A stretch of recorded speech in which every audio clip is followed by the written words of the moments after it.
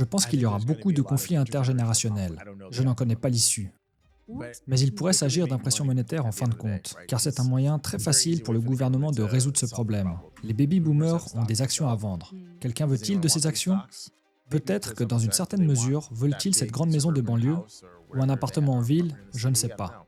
Je pense qu'il y aura un énorme problème si la jeune génération veut acheter des choses que la génération plus âgée vend. Et ils doivent vendre ces choses pour financer leur retraite. Comment est-ce que ça colle? Vont-ils augmenter les impôts parce que le prix des actifs a augmenté? Les baby-boomers sont propriétaires et ont perdu de l'argent et ne peuvent plus se permettre de prendre leur retraite. Les jeunes vont-ils accepter cela? Je ne sais pas. C'est un grand privilège d'avoir Arthur Hayes dans l'émission, CEO de Maelstrom, fondateur de BitMEX, inventeur des contrats à terme perpétuel, un instrument largement utilisé sur toutes les plateformes d'échange du monde. Arthur, ravi de te voir. Merci de m'avoir invité. Bonnie Cheng est ma co-animatrice de l'émission. Bonnie, pourquoi ne pas prendre la relève? Je suis ravi de t'avoir ici. Oh mon Dieu.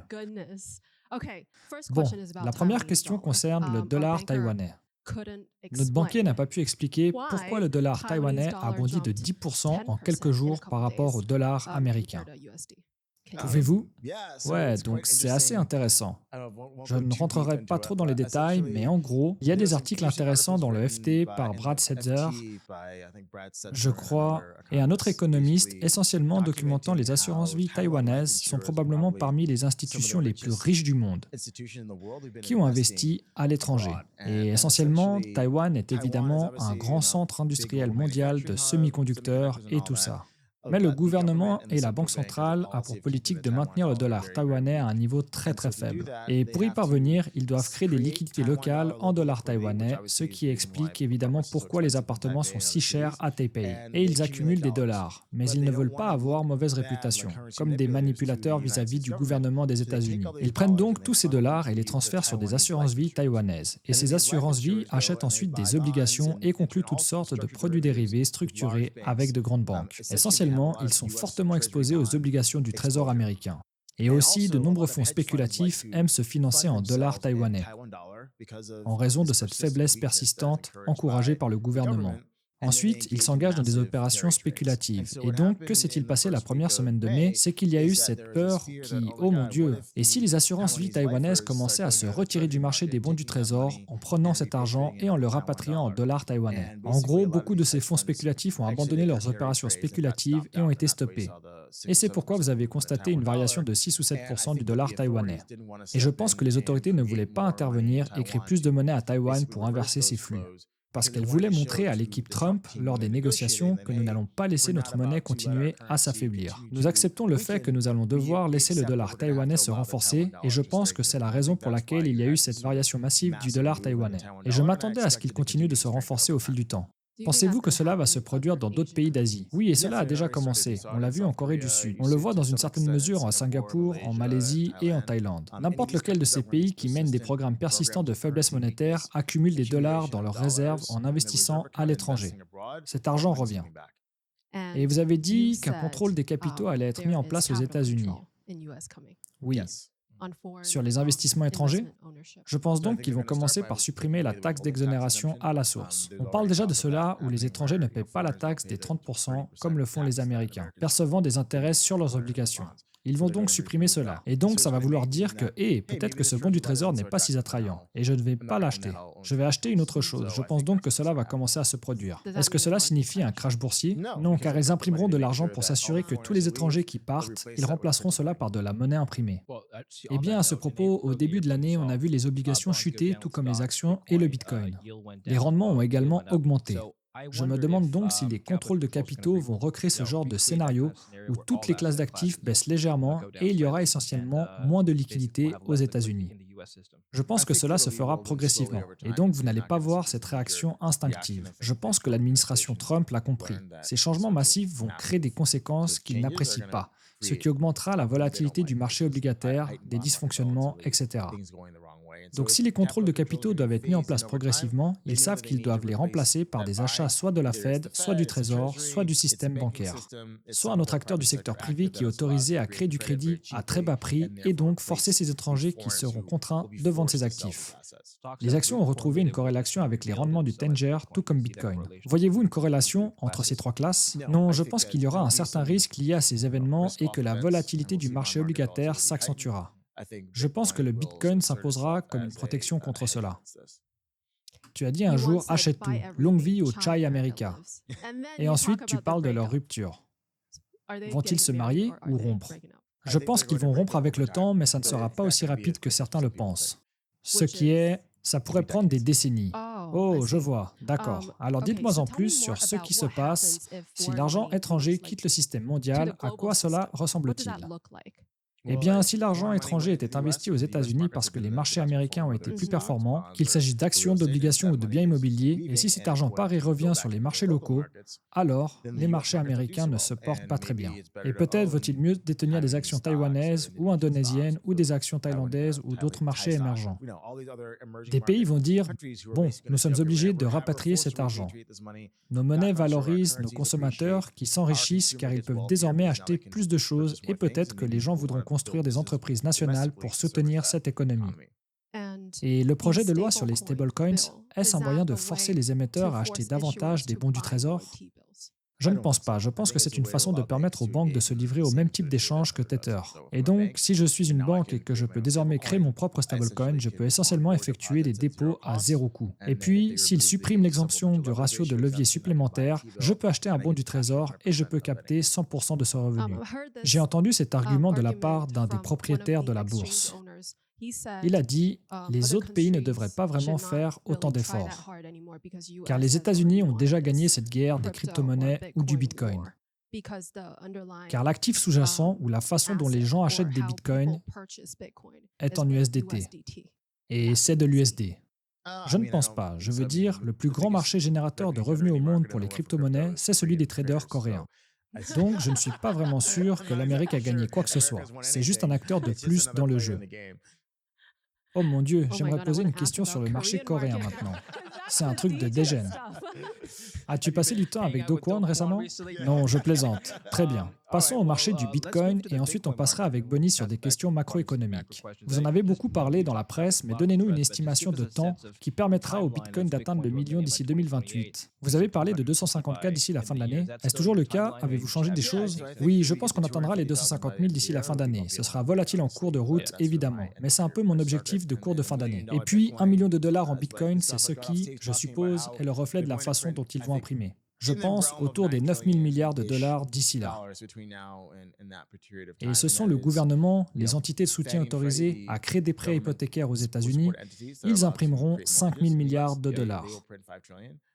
Vous aurez probablement jusqu'à 1 000 milliards de dollars achetés par le système bancaire en raison des exonérations supplémentaires et du ratio de levier des achats de biens que les étrangers vendent. Et je pense que les banques vont se libérer car elles n'ont plus besoin de détenir ces fonds propres dans leur portefeuille de trésorerie. Elles peuvent prêter davantage à l'économie américaine et vous allez donc constater une augmentation du montant des prêts accordés aux entreprises manufacturières, ce qui représente une augmentation du crédit. Et cela se répercutera également sur les cryptos. Lorsque la Fed a lancé un programme d'assouplissement quantitatif en 2020, toutes les classes d'actifs ont progressé, et pas seulement le Bitcoin. C'est donc une bonne nouvelle pour Bitcoin. Vous venez de dire que la thèse que vous avez exposée est vraie. Mais cela pourrait être une bonne nouvelle pour tout le reste, y compris les actions, l'or et les obligations. Pourquoi le Bitcoin en particulier surperformerait-il tout le reste? Bitcoin a une offre fixe. C'est évidemment un marché beaucoup plus petit en termes de capitalisation boursière. Et donc, si vous avez une piscine pour remplir un gobelet, le prix augmentera. Et donc, c'est pourquoi le Bitcoin a été l'actif financier le plus performant de ces 15 dernières années. Un risque particulier que vous avez souligné est la possibilité que la prochaine administration supprime complètement la réserve stratégique de Bitcoin. Si les démocrates remportent le prochain scrutin de 2028, et s'ils annulent la réserve stratégique, est-ce qu'on verra une forte pression à la vente? Cela dépendra de la quantité de Bitcoin accumulée. Cela dépendra des pressions financières exercées par le gouvernement. Je pense qu'ils ont 200 000 bitcoins, qu'ils ont saisis aux gens et qu'ils pourraient vendre. Évidemment, s'il y a une pression budgétaire, alors il y a de l'argent à prendre. Donc, ils peuvent le vendre. Oui, mais les vois-tu acheter plus de Bitcoin? Ils ne l'ont pas encore déjà fait? Je ne pense pas que ce soit politiquement acceptable d'acheter du Bitcoin avec de la monnaie imprimée. Je pense que si vous envisagez d'imprimer de l'argent, que ce soit pour réduire les impôts, construire un pont ou un hôpital, ce genre de choses qui profitent à davantage de personnes, et non un petit nombre de personnes qui possèdent des Bitcoins. Êtes-vous déçu que la réserve stratégique de Bitcoin n'achète pas davantage de Bitcoin? Oui, pourquoi n'en achètent-ils pas plus? Parce que j'ai entendu des arguments sur le fait qu'ils vendent de l'or et achètent du Bitcoin. Il pourrait, tout est possible, mais je pense que c'est une mauvaise politique. Je pense que si vous créiez tout cet argent et que vous pouviez le dépenser, vous pourriez le dépenser pour tout ce que vous voulez. Et certainement, le dépenser pour acheter du Bitcoin ne sera probablement pas le meilleur moyen d'obtenir des votes. Je pense que beaucoup de gens ici voteraient pour ça. Ils en ont déjà. C'est ce que vous avez écrit. Ils ont déjà obtenu leur vote, ils n'ont pas besoin de le refaire. D'accord, je vois. Je vais vous poser une question sur l'alt season. Tout le monde se demande est-ce qu'elle arrive. Et les gens disent hey, ce cycle, c'est tellement le bordel. Et que se passe-t-il maintenant? Eh bien, je pense que tous vos altcoins, la plupart, ne vont probablement pas augmenter de nouveau, parce qu'ils n'ont pas d'utilité pour le marché. Ils ne récupèrent aucune part des revenus et ne les reversent pas aux détenteurs de jetons. Ils ont des FTV élevés, peu de volume, des cryptos à la con. Ça ne va pas bien se passer. Vous voyez que ça fait que descendre. Des projets comme Berachain ou peu importe ce qui est lancé. Donc, ce genre de projet, ces projets très médiatisés, de grande envergure, à gros budget, peuvent être très difficiles à valoriser, car ils n'ont pas vraiment de clients qui dépensent. Mais il existe de très bons projets qui présentent une adéquation avec le marché. Les gens dépensent de l'argent. Cet argent passe du protocole au jeton. Et je pense que les petits projets qui font ça vont très bien se porter. Pendle, Etherfi, oui, ce genre de projet. D'accord. Qu'en est-il de toutes les crypto-monnaies du dernier cycle? Elles se portaient très bien. Que se passe-t-il dans ce cycle? Encore une fois, qu'il n'y a pas de demande du marché. Encore une fois, si vous avez une valorisation très élevée et que vous devez vous développer et vous n'avez pas de clients, si vous ne faites rien sur votre chaîne ou votre produit, il est très difficile de susciter cet intérêt après avoir vu le prix baisser. Et je crois que dans l'une de vos interviews, vous avez dit « La domination du Bitcoin atteindra 70%. » Et c'est alors que nous pourrions voir la alt season arriver. Est-ce bien là l'argument? Je pense toujours que cela va se produire. 70%? Un peu moins, 65% maintenant. Donc Bitcoin surperforme toujours sur les altcoins? En général, fondamentalement, la dominance du BTC est très liée à celle de l'ETH. Donc si l'ETH ne bouge pas, alors il est très difficile pour ce ratio de vraiment évoluer. L'ETH va-t-il bouger? Je pense que oui, je pense que l'ETH est très détesté. Les gens ne l'aiment pas. Donc si je veux parier sur quelque chose, que le cycle va changer, je pense que l'ETH pourrait surperformer. Comment Maelstrom se positionne-t-il par rapport à vos priorités d'allocation actuelles? La plupart de nos portefeuilles sont en Bitcoin, un bon biais sur Ethereum, et nous avons beaucoup de petits projets. Et les choses que nous avons achetées sur Liquid, probablement Etherfile et Pendle. Deux positions importantes. À quelle fréquence effectuez-vous des rotations d'achat et de vente de Bitcoin? Pas si souvent, peut-être un ou deux gros achats ou ventes chaque année. Parce que, encore une fois, je ne veux pas trop trader. Oui, vous n'avez pas de mandat de rééquilibrage. Non.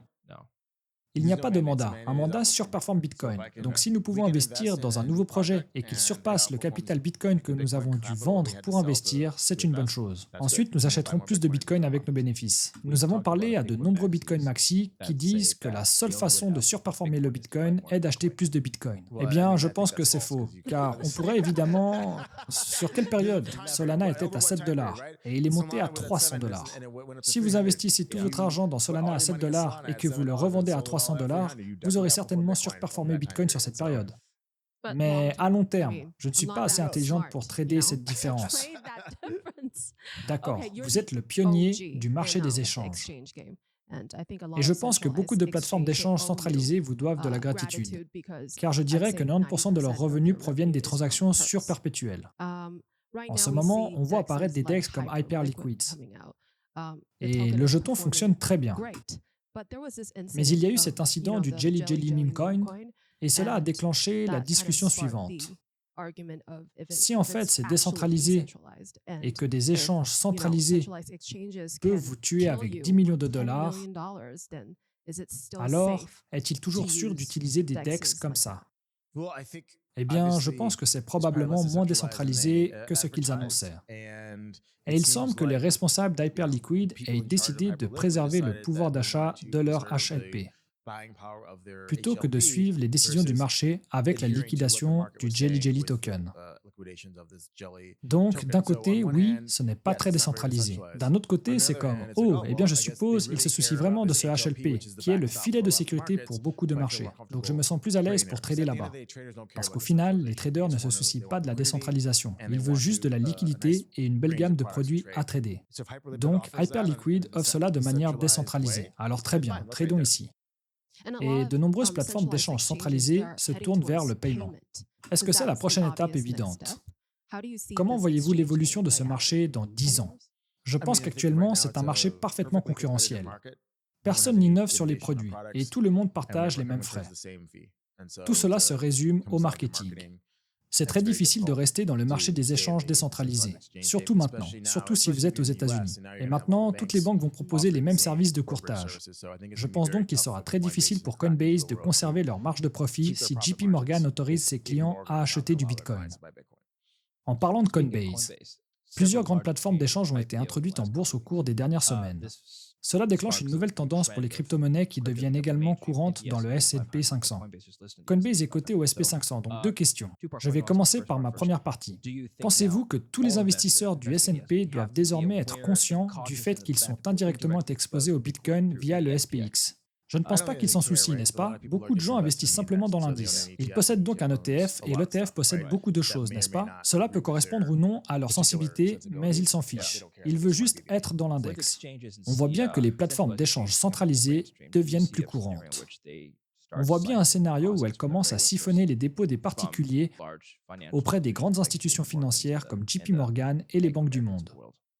Je ne pense pas, parce que ces banques ont des meilleurs réseaux de distribution que les sociétés de crypto-monnaies. Donc aucune concurrence directe dans un avenir proche?